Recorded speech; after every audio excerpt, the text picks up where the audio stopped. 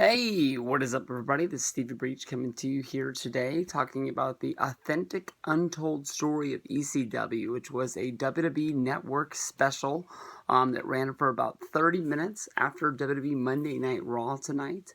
They made this special, I believe they shot it last week at SmackDown, and this was to sort of tell everyone that the entire ECW library is up in full on the WWE network. I do remember almost about a year ago, if not even 2 years ago, they ran an ECW special, which was a Joey Styles and Paul Heyman sort of in the WWE offices. They did a live special there where they took Q&A, and they told some stories about ECW. I can't remember the name of that special. It might have been called like Unleashed, ECW Unleashed, ECW. It was something. Special really honestly had nothing really that spectacular about it. I do remember that they did shoot extra footage that they made you come back the next night in order to watch, where Paul Heyman basically said that he wasn't done answering questions, and a lot of people had sent their questions in and they didn't get to answer that many, so they sat down and answered some more. Nothing really came out of it. They told some stories. Some of them were funny. Some of them were ones you've heard 1,000 times. That's basically the gist of what I want to get across in this video today. I love the fact that they had a sit-down sort of WWE Network special that was hosted by Corey Graves. You had Paul Heyman. You had Tommy Dreamer. You had Tazz.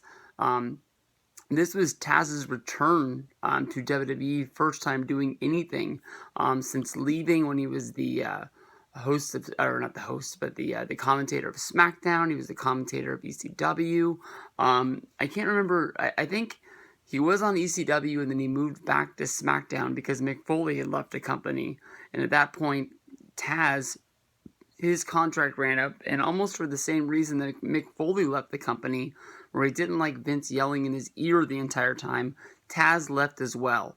Tazz left, he went to TNA, he had a good little run there until basically the money stopped rolling in and he wasn't getting paid. Sort of used that as a way to get out of his deal, and now he's having a lot of success hosting a radio show for CBS Radio talking about wrestling. It's a Monday to Friday. It's live radio that is recorded and uploaded as a podcast if you don't live in that market or you don't listen to it online. I know a lot of people who like to listen to the show, and it has a big time following, but I welcome Tazz back. I don't really know how many more specials that they can do on ECW. I can tell you that throughout my time as a wrestling fan, as a DVD collector as well, ECW is almost something that has been talked to death. Of course, everybody has seen the rise and fall of ECW. Bloodsport's got some stories on there. Extreme Rules, ECW's got some stories on there. The newer Dudley Boyz DVD is a whole thing talking about the life of ECW there. Paul Heyman DVD, which came out a year, maybe even 2 ago, fully goes everything that went into Paul Heyman running ECW. The Monday Night War series that was on the WWE Network did a special entitled "The Monday Night War Gets Extreme." Gave it its own 1-hour special, and then of course the the 3-disc series, ECW what are these called? Unreleased. These have stories on them as well. I think they were hosted by Joey Styles and Tommy Dreamer. The third one, because I believe at this point Tazz was no longer with the company. This was hosted by the BWO, Stevie Richards of Blue Meanie, as well as Joey Styles on those ones. Even this one, Rob Van Dam. I don't know, who else would be getting their own DVD sort of special, anything that would get really rolled out as in a documentary. I don't think Tazz will get his own network special. I don't think that Tommy Dreamer will get his own network special. They're sort of unsung, heroes that everybody knows a lot about. They even published 2 books, The Rise and Fall of ECW, which was the WWE release, and then an independent release called Hardcore History. This was authored by Scott E. Williams, and has a foreword by Shane Douglas. Honestly, in my mind, this was a better book. It told a whole lot more stories in there about being on the road. Of course, it doesn't have the restrictions that a WWE book would have. They tell all kinds of stories. It's been a few years since I read it, but I can honestly just tell you, Hardcore History is a damn good book to pick up. On the network special tonight, they sort of sat down and told a whole lot of stories that we've seen 1,000 times. I even sort of yelled at my television at one point, and Bully Ray told a story about the fact that he wasn't really trained well. And as he's telling the story, he says, I've never really told this on film before. I've never really, been recorded telling this story, and I'm not afraid to tell it now. And I'm like, you've told this story word for word on your DVD.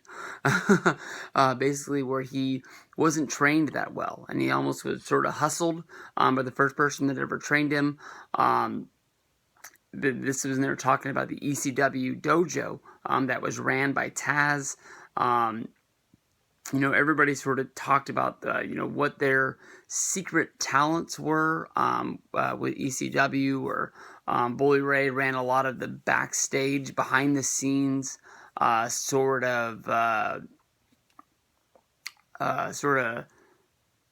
day-to-day operations of the company, setting up, what buildings they were going to run, making sure that they had, sponsors, making sure that they had promotion for the shows, sort of things like that. Tazz talked about the fact that he produced a lot of the ECW merchandise, the t-shirts that the guys wore, the t-shirts that they sold to the fans.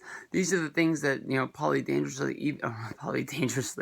Paul Heyman even basically said that kept the company afloat, was by selling VHS tapes at the time, selling t-shirts and other gimmicks that they would sell. I really think that they told good stories on there. It's just the fact that we've heard these stories 1,000 times. As I was watching the show, I really like the way that Paul Heyman looks at these guys. They sort of called this the Mount Rushmore of ECW. I honestly wish that they would have had Rob Van Dam there. I understand why Sabu wouldn't be able to do something like this. I think that he could do a sit-down sort of interview that would be recorded and then sort of edited. But for a part of being live television to tape, I don't think that Sabu would be the best storyteller in order to be on the WWE network. But the way that Paul Heyman looks at these guys, it's almost like a father looks at his son, or a father looks at his daughters, that he's raised them and he's proud of them, and you can't believe that they're at this spot now where they're so many years out of ECW being closed back in 2000, 2001. And here they are on the WWE Network, still running specials, talking about it today, as if it is like one of the biggest things ever happened in professional wrestling. The way that Bully Ray put it at one point, basically he said, did Napster change the music business? Yes. Did Napster go out of business? Yes. Does that mean that Napster didn't have an effect on the music business? Of course, yes it did. ECW was a company. They went up against WWE, it went up against WCW. It changed the way wrestling was run. It went out of business, but here we are in 2016 still talking about the things that went down. Bully Ray told the story that is on his DVD. I believe it's on the Paul Heyman DVD. of basically trying to find out if Paul Heyman is lying to him about sending him a check, where Paul Heyman said the check was in the mail, he sent it FedEx. Bully Ray asked for the FedEx tracking number. Paul Heyman immediately just started reading off numbers, and then when he got done, Bully Ray said, well, that's one too many numbers, and Heyman said, just take a number off the end. I messed up. So he knew that he was full of shit. He knew that he was lying. I didn't understand how basically Tazz was saying that Paul Heyman put him in a bad spot in the locker room because of the fact that Tazz and Sabu was the main event of the Barely Legal pay-per-view, the first ECW pay-per-view, and a lot of the wrestlers in the locker room didn't think that Tazz and Sabu should be there. Obviously, everyone that was on this panel stepped up for Tazz and said that it was the best thing going. It definitely deserved to be in the main event. But Tazz said the locker room sort of resented them for them being in the main event spot and should have been somebody else. Tazz honestly felt that he was getting ragged on by a lot of the guys there because of the fact that it's just the way that Tazz was. Back in the day where he was the senior of the group, and so, Bully Ray drove him around. Tommy Dreamer was the chauffeur as well, and people had to sort of cater to Tazz because he was the guy that had been there and he was the sort of veteran of the group. But I don't know, I'm not looking forward to seeing a lot more of these specials unless it's the fact that they don't sit down and talk about the how the ground was built for ECW and how they built from the bottom up. Just sit there and tell some road stories. Remember that one time we were wrestling in Atlanta? Remember that one time we were wrestling in Florida? Remember that one show that got canceled because of this, that, and the other? Remember that one time when we found the hooker in that room and so on and so forth? Those are the sort of things that I want to see from ECW. Sort of acting like we don't have all of these stories already been told to us one way or another. I've shown 2 books. I showed, 10 DVDs with all of these stories on them. I love Dreamer. I love the Dudleys. I love Tazz. I love Paul Heyman. I think these guys could do better. And what they did today didn't really do anything to make me want to sit down and watch ECW shows that are on the WWE Network right now. So we'll see. Like I said in the very beginning, they did this special in order to celebrate the fact that all of the shows are put up on ECW. I think 2 years ago when they did that unreleased or whatever it was special for ECW as well in the network, they said they were putting them all up then. I don't know if they put them all up, got scared the kids were watching them and pulled them all down, and now they're up again, or if they found some way to put a firewall against them, or if they don't care. They want that $9.99, however they have to get it. And if they get complaints from moms and dads, it's what they're going to take. They should be watching what your kids are watching on TV anyways. So we'll see what goes down. It was a good special. It wasn't great. A lot of stuff that we already know. So we'll see what happens. Peace out, everybody.